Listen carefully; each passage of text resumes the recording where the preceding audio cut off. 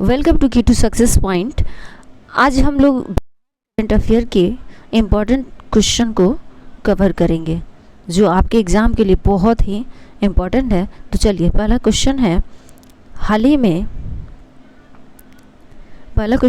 ही में राष्ट्रीय महिला आयोग NCW ने अपना 31वां स्थापना दिवस मनाया। NCW के पहले अध्यक्ष कौन थे? तो इसका सही आंसर होगा ए, यानी श्रीमती जयंती पटनायक।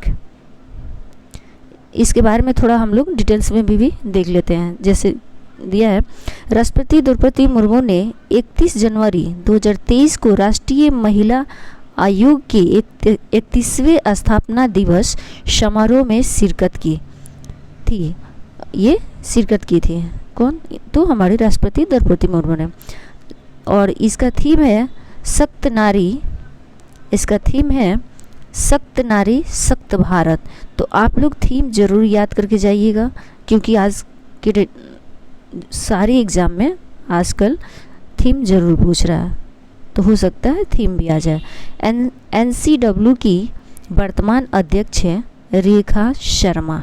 ठीक है, NCW की वर्तमान अध्यक्ष है रेखा शर्मा। तो वही आप लोग याद कर लीजिएगा, ये क्वेश्चन भी आई है आपके एग्जाम के लिए। और ये भी राष्ट्रीय महिला आयोग की प्रथम अध्यक्ष तो श्रीमती जयंती पटनायक। तो इससे आपको एक क्वेश्चन से 2-3 को क्वेश्चन बन जाएगा, इससे आंसर हो जाएगा। चलिए, अगला क्वेश्चन है, राष्ट्रपति प्रत्येक वर्ष संसद की पहली बैठक में संसद की संयुक्त बैठक को निम्न में से किस अनुच्छेद के तहत संबोधित करते हैं? तो इसका सही आंसर होगा अनुच्छेद 87। चलिए, इसका भी थोड़ा सा एग्जाम्पल हम लोग देख लेते हैं।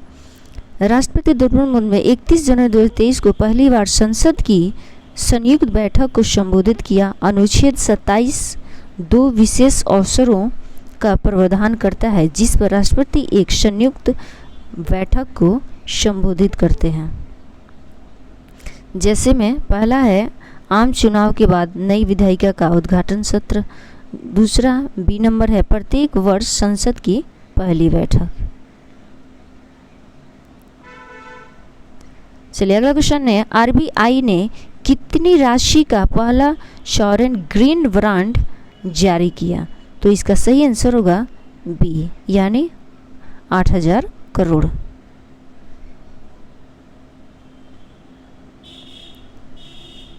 इसमें आप लोग जो भी इम्पोर्टेंट है ना, तो आप लोग देख लीजिएगा।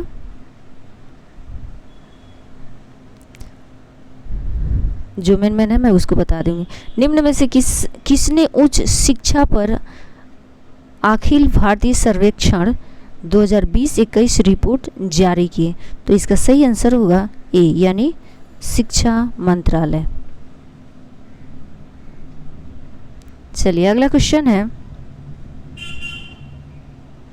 AISAHE 2021 के अनुसार राष्ट्रीय महत्व के स्थानों INI की कुल संख्या कितनी है?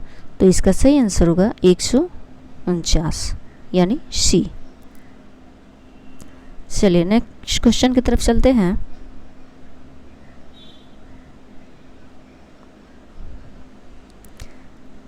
निम्नलिखित में से किसने the property of political economy how economics and done the poor नामक पुस्तक लिखी है? तो इसका सही आंसर होगा ए, यानी मेघनाद देसाई ने।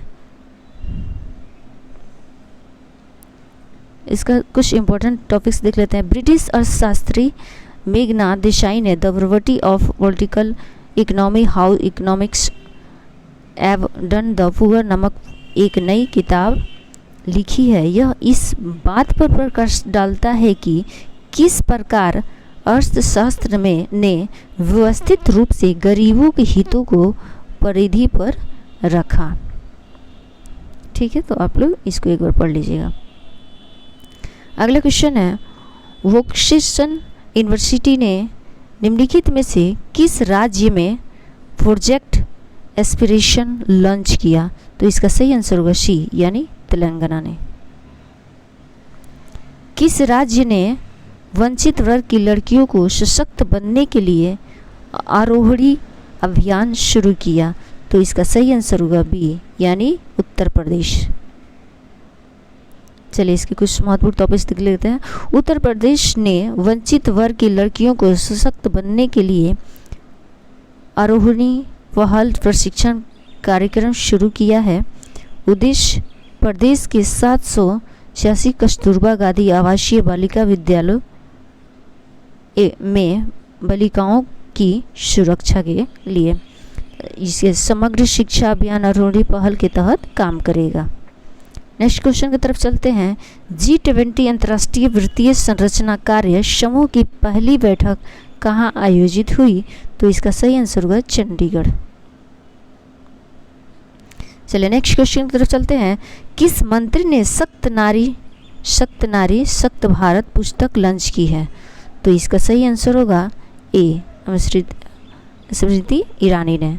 ये भी क्वेश्चन बहुत ही इंपॉर्टेंट है, समझिए कि आपका ये BBI क्वेश्चन है, आप लोग जरूर इसको याद कर लीजिएगा।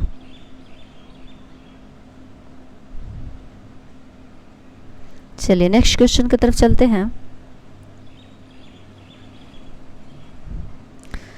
भारत ने पहली बार किस देश को एविएशन गैसोलीन का उत्तर निर्यात किया है? तो इसका सही आंसर होगा पपुआ न्यू गिनी को। चलिए नेक्स्ट क्वेश्चन की तरफ चलते हैं। भारत ने किस देश के साथ महत्वपूर्ण और उभरती प्रौद्योगिकी ICET पर हस्ताक्षर किए हैं? तो इसका सही आंसर होगा ए, यानी US। नेक्स्ट क्वेश्चन की तरफ चलते हैं। किस अमेरिकी कंपनी ने तेजस के लिए संयुक्त रूप से भारत में इंजन बनाने पर सहमति जताई है? तो इसका सही आंसर होगा सी, यानी जनरल इलेक्ट्रिक। अगला क्वेश्चन है। प्रतिदिन विश्व व्यापार का कितना प्रतिशत स्वेज नहर से होकर गुजरता है? तो इसका सही आंसर होगा ए, यानी 12%। स्वेज नहर किस देश में स्थित है? तो इसका सही आंसर होगा सी, यानी ये मिस्र में स्थित है। संयुक्त राष्ट्र महासभा के वर्तमान अध्यक्ष कौन है जिन्होंने हाल ही में भारत का दौरा किया था? हाल ही में भारत का दौरा किया था, तो इसका सही आंसर होगा डी, शाबा कुरैशी। चलिए नेक्स्ट क्वेश्चन की तरफ चलते हैं।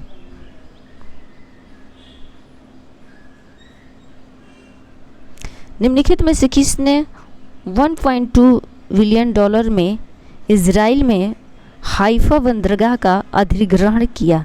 तो इसका सही आंसर होगा ये, अदानी समूह ने। विश्व आर्द्रभूमि दिवस किस तारीख को मनाया जाता है? तो इसका सही आंसर होगा 2 फरवरी। ये क्वेश्चन बहुत ही इम्पोर्टेंट है, BBI है, तो आप लोग ज़रूर इसको याद कर लीजिएगा। कितने एग्ज़ाम में ये पूछ चुका है आर्द्रभूमि दिवस, तो इसके बारे में आप लोग ज़रूर याद कर लीजिएगा। चलिए नेक्स्ट क्वेश्चन की तरफ चलते हैं। निम्नलिखित में से कौन डिजिटल भुगतान सूचकांक जारी करता है? तो इसका सही आंसर होगा डी, RBI। चलिए नेक्स्ट क्वेश्चन की तरफ चलते हैं। केंद्रीय बजट 2023 के अनुसार बिहार में कितने मेडिकल कॉलेजों में नर्सिंग की पढ़ाई की जाएगी? तो इसका सही आंसर होगा बी, यानी 3।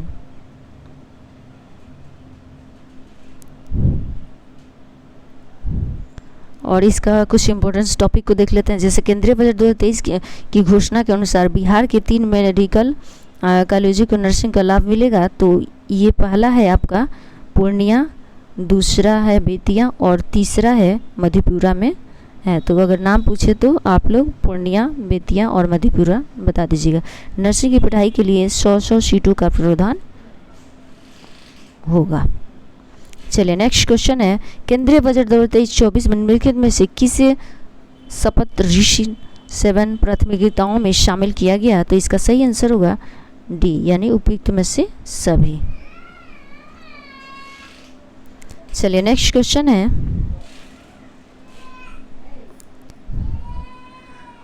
अरोड़ा शानबाग मामला निम्न में से किससे संबंधित है? तो इसका सही आंसर होगा ए, यानी इच्छा मृत्यु से। अगला क्वेश्चन है, हाल ही में विपक्ष ने अडानी समूह पर एक संयुक्त संसदीय समिति जेपीसी की मांग की। अब तक कितने जेपीसी बन चुके हैं? तो इसका सही आंसर होगा 6, यानी डी। संयुक्त संसदीय समिति में कितने सदस्य होते हैं? तो इसका सही आंसर होगा बी, तय नहीं है कि ज़्यादा भी, एक भी, कितने भी हो सकते हैं।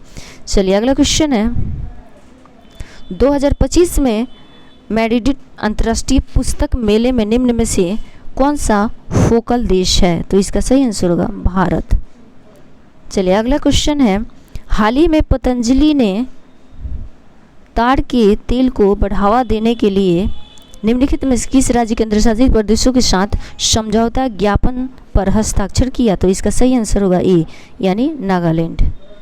नेक्स्ट क्वेश्चन की तरफ चलते हैं, किस देश के इंजीनियरों ने लिक्विड विंडो का एक प्रोटोटाइप बनाया है? इसका प्रोटोटाइप बनाया, तो इसका सही आंसर होगा सी, यानी कनाडा। अगला क्वेश्चन है, निम्नलिखित में से किस राज्य ने vision for all school eye health programme launch किया है? तो इसका सही आंसर होगा ए, गोवा। राष्ट्रीय बाल विज्ञान कांग्रेस में बिहार से किसे चुना गया है? तो इसका सही आंसर होगा प्रवण सुमन को। ये भी वीवीआई क्वेश्चन है, आप लोग इसको जरूर याद कर लीजिएगा। निम्नलिखित में से किस राज्य केंद्र शासित प्रदेश ने हर गांव हरियाली के तहत 90 लाख पौधे लगाकर एक रिकॉर्ड बनाया है? तो इसका सही आंसर होगा जम्मू कश्मीर। ये भी वीवीआई क्वेश्चन है। भारतीय बाजरा अनुसंधान संस्थान निम्नलिखित में से किस शहर में स्थित है? तो इसका सही आंसर होगा ए, हैदराबाद। केंद्रीय बजट 2023-24 में निम्नलिखित में से किस फसल की श्री अन्न कहा गया है?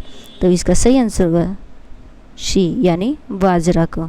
ये भी आपका वीवीआई क्वेश्चन है, तो इसे आप लोग याद कर लीजिएगा। नेक्स्ट क्वेश्चन है, नेपाल में काली गंडकी नदी से 2 पवित्र शिलाग्राम पत्थर लाए गए। काली गंडकी निम्नलिखित में से किस नदी की सहायक नदी है? सहायक नदी है, तो इसका सही आंसर होगा डी, यानी गंडकी। चलिए अगला क्वेश्चन है,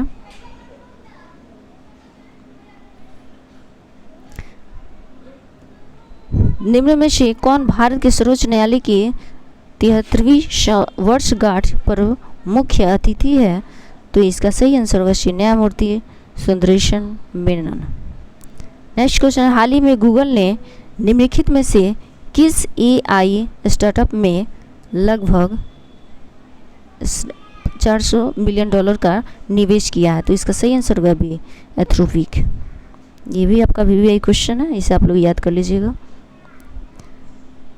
हाल ही में किस देश ने अपने बैंक नोटों से ब्रिटिश राजशाही की तस्वीरों को हटाने का फैसला किया है? तो इसका सही आंसर होगा ऑस्ट्रेलिया। निम्नलिखित में से कौन सा देश पेरिस क्लब का सदस्य नहीं है? तो इसका सही आंसर होगा ए, यानी भारत। हाल ही में सुर्खियों में रहे इस्फहान और तेबरेज शहर किस देश में स्थित है? तो इसका सही आंसर होगा बी, यानी ईरान।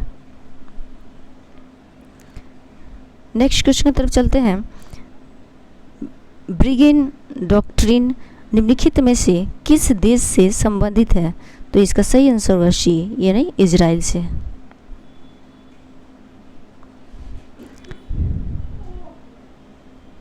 चलिए अगला क्वेश्चन है, केंद्रीय बजट 2023-24 में बिहार को कितने वंदे भारत ट्रेनों आवंटित की गई? तो इसका सही आंसर होगा डी, यानी 3। ये भी आपका वीवीआई क्वेश्चन है, आप लोग जरूर इसको याद करके जाइएगा।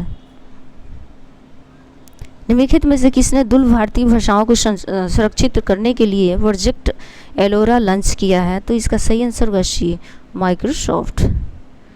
प्रोजेक्ट एलोरा के तहत निम्नलिखित में से कौन सी भाषाओं को संरक्षण के लिए चुना गया? तो इसका सही आंसर होगा उपयुक्त में से सभी। एशिया का पहला फ्लोटिंग फेस्टिवल किस बांध पर शुरू किया गया है? तो इसका सही आंसर होगा गांधी सागर बांध पे। अगला क्वेश्चन, गृह मंत्री अमित शाह ने किस जिले शहर में 5वें नैनो यूरिया संयंत्र की आधारशिला रखी? तो इसका सही आंसर होगा देवगढ़। आज के लिए आप लोग का इतना ही क्वेश्चन कवर कर पा रहे हैं।